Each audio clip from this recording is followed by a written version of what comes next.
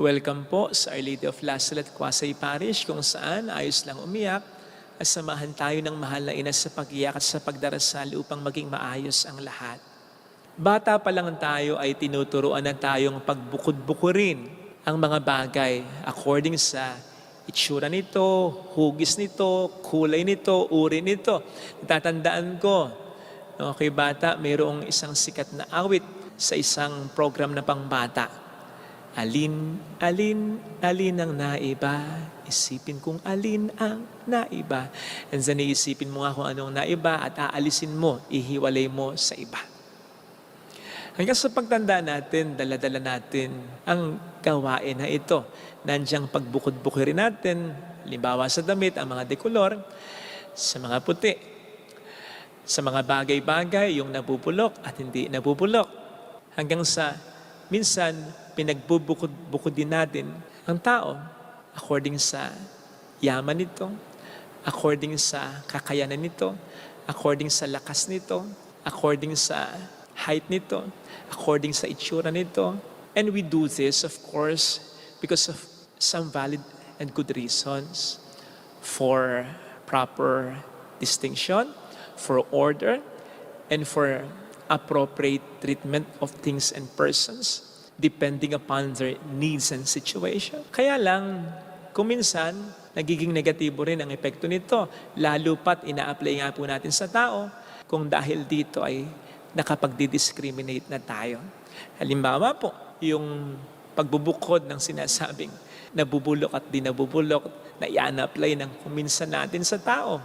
With the nabubulok ay yung mga matatanda daw, o kaya yung hindi ganong kagwapuhan o kagandahan. Diba? Ginagawang joke yan. Kung minsan at hindi po maganda yan dahil pwede tayong makasakit ng kalooban pag ganyan. O halimbawa na lang din kapag pinagbubukod-bukod yung mga matatalinong estudyante at yung sinasabing mahina ang ulong estudyante na ang favor ay naibibigay dun sa mga klase ng matatalino at walang bahala na yung sinasabing mahina ang ulo. Kasabihan nga po dati, at least doon sa eskwelahan na alam ko, na kapag nasa last section ka, huwag ka nang umasang may matutunan ka pa. Kasi hindi pa man ay parang nahusgahan ka na. Sana hindi na po nangyayari ito ngayon. Kasi hindi po maganda yon. Narinig po natin sa ating ebanghelyo ang talinghaga tungkol sa paghahari ng Diyos.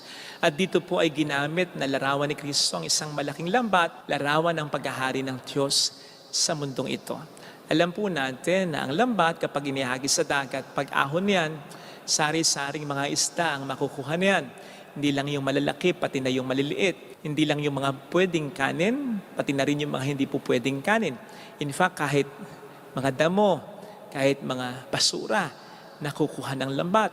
And so, it is not in the nature of a dragnet to discriminate. Walang lambat na kapag hinatak mo sa pampang, pili ng lahat na isda ang makikita mo. Walang ganun.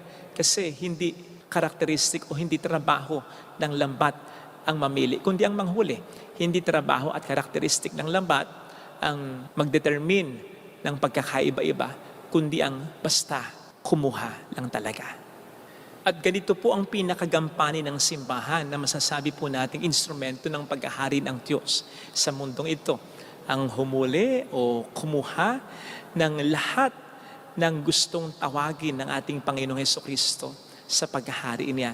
Hindi gampanin ng simbahan ang siyang mamili o manghusga sa kung sino ang mabuti o masama, sa kung sino ang pupwede o hindi pwedeng tawagin ng ating Panginoong Hesukristo.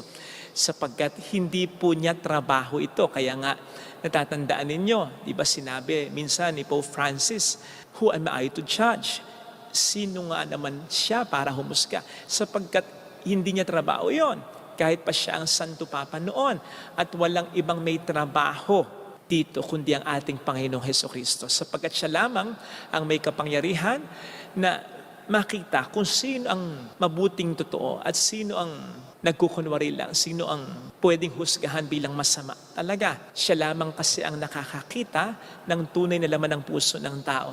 Kaya siya lang din ang may pinakakarapatan na humusga ng sinuman.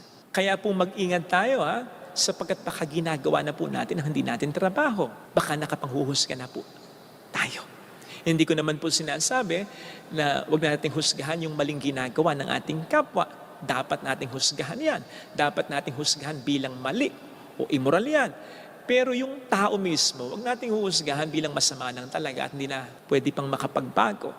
Yun po ang masama because in so doing, ginagawa na po natin noon ang hindi natin trabaho, which is ang mahusga ng ating kapwa-tao. Hindi pa natin nagagawa. Kung gayon, ang dapat nating gawin o trabaho, which is ang manghuli o manghikayat ng ating kapwa-tao. Abay, isda man kapatid na walang isip. Kapag naramdaman niya na yung minsang lambat o pain na nakahuli sa kanya ay nakasakit sa kanya, magiging mailap na yan sa lambat na yan. Magiging mailap na yan sa pain na yan. Walang isip yan, ha? Tao pa ba? Tao pa ba ang hindi maging mailap? Tao pa ba ang siyang bumalik sa simbahan na minsan ay nakahuli na, nakahikayat na sa kanya pero nakapanakit naman ng kalooban niya sapagkat naramdaman niyang hinusgahan siya? Siyempre, malabo na. At kapag nangyari yon ay para na rin nating inaalis sa isang tao ang magandang oportunidad para makapagbago pa. Sapagkat alam naman po natin na napakalaki ng nagagawa ng ating simbahan sa pagbabago ng isang tao. Dahil narito sa simbahan ang mga sakramento kung saan talagang pwedeng maramdaman ng isang tao ang presensya ni Kristo na nakapagpapabago. At ang isa nga po sa sakramentong ito ay tayo mismo, na sabi nga po ni San Pablo, ay katawan ni Kristo. Kaya sa atin, sa piling natin, ay po pwedeng maramdaman ng isang tao ang presensya ni Kristo. At hindi po mangyayari yon kung magiging mapanghusga ang mga salita, ang mga kilos, ang pakikipagkapwa at maging ang mga tingin natin sa isang tao. Sa gayon, sa halip na maakay natin siya, mahuli natin siya pabalik kay Lord, tayo pang nagpapalayo sa taong ito. At sa palagay ko po, pananagutan natin ito kung talagang magkakamali, magkakasala o magkukulang tayo. Dahil misyon natin bilang bahagi ng simbahan ang maging daan ng pagsisisi at pagbabago ng isang tao. After all, tayo din naman ay hindi naman purong mabuti, di ba? May mga angking kahinaan, kapintasan din tayo. At kaya tayo na rin sa simbahan ay upang pabutihin ng Panginoon, papagbaguhin niya. Huwag po naman natin sanang ipagkait ito sa iba. Huwag manghusga. Amen.